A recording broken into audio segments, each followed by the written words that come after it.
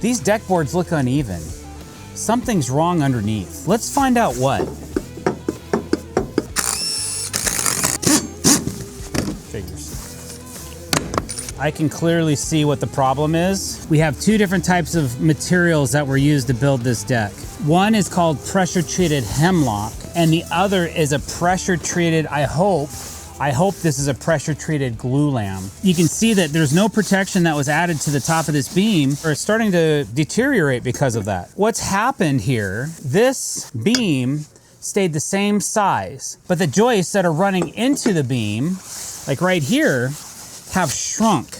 So I'm sure that when they built this deck, that these joists were at the same height as this beam. So right now we have a thickness elevation issue, okay? There's like a 3/8 inch difference from the elevation of this beam to the way these joists have sank. And I'm curious to see if we go to the house and see if any of the joists have shrank where the joist hangers were used to be tight. That's another issue that should be addressed while we're here.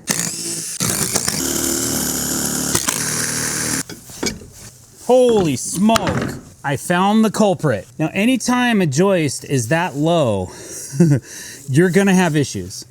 So this is basically, it's not a terrible fix depending on how we address the joist hanger. This is a huge, huge problem, but we can fix it. Now over here, if you come down the way, you can see this one's like maybe 3/16 and maybe 3/16. Yeah, with a special extra gap, which is kind of nice. What we're gonna have to do for this entire deck, guys, is we're gonna have to strip all these hangers off this beam and raise every joist independently so that it's flush with this beam again. Now, I don't think that the house side is gonna be as bad because I'm assuming that the joist is butting into a piece of similar joist. Those should shrink at the same rate, but these joists shrink at a different rate than this glulam does. Let's go take a look and see what we got. You can see up here that this joist hanger is obviously low. We have to raise this joist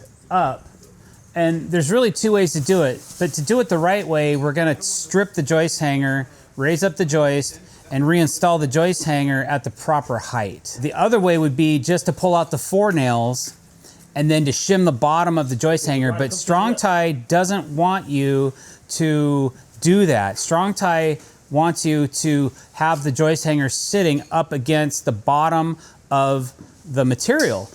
The biggest problem is, let me show you this over here. If you look at this joist hanger, there's a gap, about a 1/4 inch gap between the bottom of the joist hanger and the joist. So that means that I'm sure that when these guys installed this, that was flat.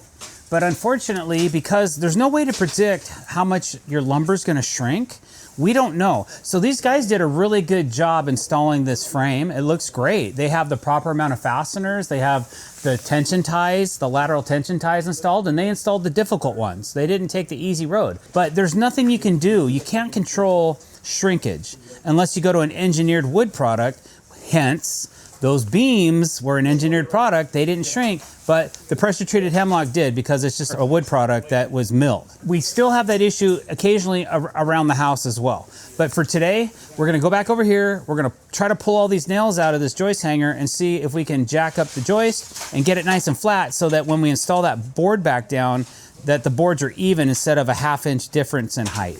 Got a pry bar and a hammer, and we're gonna see if I can get these nails out of here with that, and if not, then we might have to go to ulterior methods.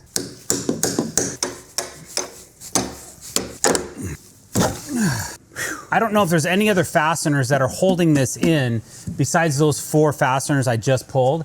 I know that all these are going into the beam. They're not going through this joist. So this joist could be loose now, and it might just automatically go up. I have this little bar here that we're gonna try to get underneath here and put some tension to it and see if it'll raise this up. But it may not if there's other fasteners in here that I can't see because of this joist hanger. There could be a toenail in here somewhere. There might be one underneath here, but until we try, we don't know. So let's see what happens. I still need to raise the joist hanger, which is kind of a bummer. It's really tempting to just pull those 4 nails and put some shims under this, but that's not gonna look too hot. Okay, now I'm gonna spin this, and it's not really moving too good. We might have to get a jack involved. It moved a little bit, but it's got to go another 1/4 inch at least. So what we're going to do now is we're going to pull the nails on both sides of the joist hanger and see what we got. These feel like they're long nails, not short nails. They are long nails, which is going to be virtually impossible to pull all these nails out. Probably going to use a grinder and grind these nail heads down and just pull this joist hanger off here. It'll be a lot faster. All right, guys, I took my rain jacket off, lost audio, so I'm doing a voiceover. We have to grind the heads of the nails off to get the joist hanger off. Got one side, here comes the other side. We're gonna cut the heads, there goes the joist hanger. Now we gotta jack it up to make it flush with the top of the beam. I tried using this pole, which didn't work, so then I added a piece of wood in play. That worked great. It got it really close, and then I had to use a hammer tap to finish it off. So once we get that close, smack it with a hammer, done. All right, now that that's done, all we gotta do, since the structural screws are in the joist, all we have to do is throw a joist hanger on it. And if you wanna see how that's done, the link's in the description. Go check out how to install a joist hanger. All right, let's go upstairs and see how we did. As you can see, this joist is nice and flat to the beam.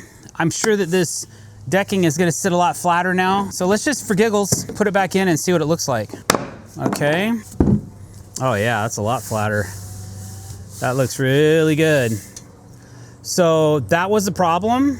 We had some shrinking joists that were not flush with the beam. So now that that's brought up, we'll go back and we'll raise anything else that needs to be done, and then we can put new decking down on this deck. Thanks for watching this video. Don't forget to subscribe, hit the bell icon. Thanks for watching, guys. Have a great day.